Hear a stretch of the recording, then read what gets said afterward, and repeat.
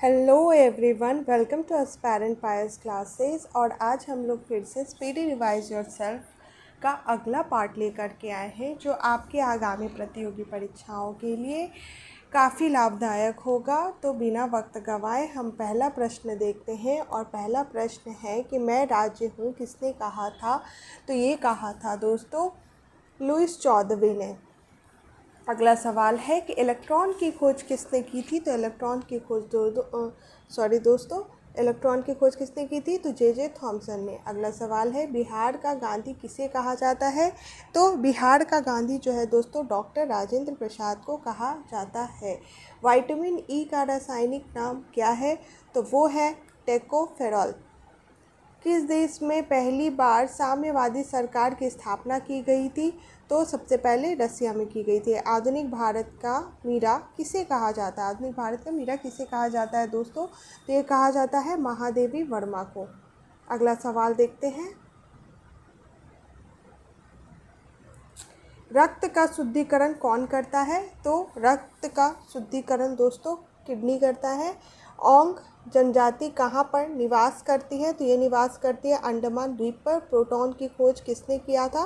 तो प्रोटॉन की खोज गोल्डस्टीन ने किया था। कारगिल विजय दिवस किस तिथि को मनाई जाती है। तो ये 26 जुलाई को मनाई जाती है। मोहम्मद अली जिन्ना का निवास स्थान कहाँ स्थित था। तो इनका निवास स्थान था दोस्तों मुंबई में। निर्मल हृदय के नाम से किसे जाना जाता है। तो ये जाना जाता है मदर टेरेसा को। अगला सवाल देखते हैं। भारत के कौन एक राष्ट्रपति दार्शनिक थे। तो वो थे डॉक्टर एस राधाकृष्णन। पोखरण भारत के किस राज्य में स्थित है। तो ऑप्शन और भी देख लेते हैं। तो पोखरण जो है वो राजस्थान में स्थित है। पोखरण में परमाणु परीक्षण प्रथम बार कब किया गया था। तो ये किया गया था पहली बार 18 मई 1974 को। सीमांत गांधी के नाम से किसे जाना जाता है। तो खान अब्दुल गफर खान को। अगला सवाल है कि अस्पृश्यता का अंत किस अनुच्छेद में किया गया है। तो अनुच्छेद 17 में। स्पेस एप्लीकेशन सेंटर कहाँ पर स्थित है। तो ये स्थित है अहमदाबाद में। अगला सवाल है धार्मिक स्वतंत्रता का अधिकार किस अनुच्छेद के तहत सिख संप्रदाय को प्रदान किया गया है। तो अनुच्छेद 25 के तहत।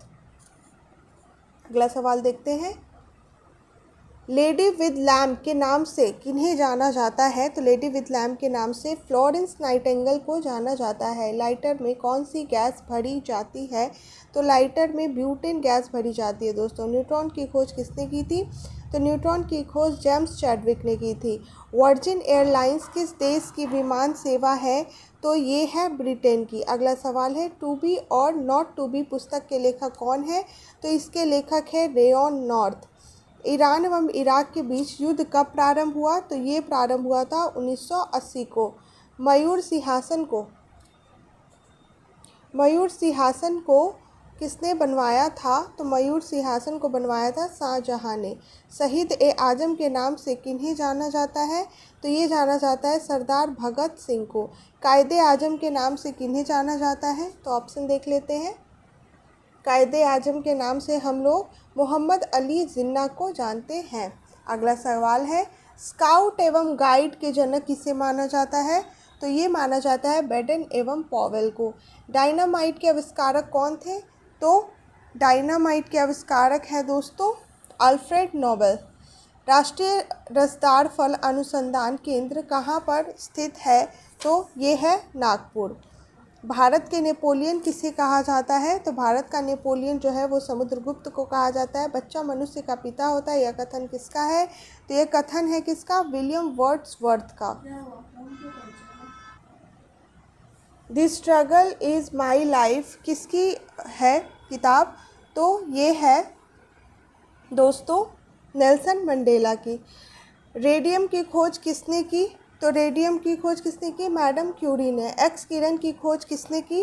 तो एक्स किरणें की खोज जो है वो की थी रोंटेजेन ने।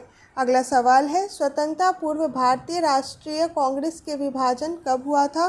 स्वतंत्रता के पूर्व तो 1907 में। अगला सवाल है गोरखपुर किस नदी के तट पर स्थित है। तो राप्ती नदी के। उड़न परी के नाम से किसे जाना जाता है। तो तो वो है पीटी उषा। अगला सवाल देखते हैं। गौतम बुद्ध का जन्म किस स्कूल में हुआ था? तो ये हुआ था साके के। भाप इंजन की खोज किसने की थी? तो भाप इंजन की खोज जेम्स वॉट ने की थी। ग्रैंड ओल्ड मैन किसे कहा जाता है? तो ग्रैंड ओल्ड मैन दादा भाई नौरोजी को कहा जाता है। तो इसी के साथ हमारा यह आज का क्वेश्चन का सीरीज समाप्त होता है। दोस्तों, अगर आपको हमारा ये इनिशिएटिव अच्छा लगता है तो आप इसको ज़्यादा ज़्यादा लोगों को शेयर करें, सब्सक्राइब करें, ताकि वो भी इस चीज़ के से उसका लाभ उठा पाए। और फिर मिलते हैं आपसे कल नए जोश और नए प्रश्नों के साथ। Thanks for watching.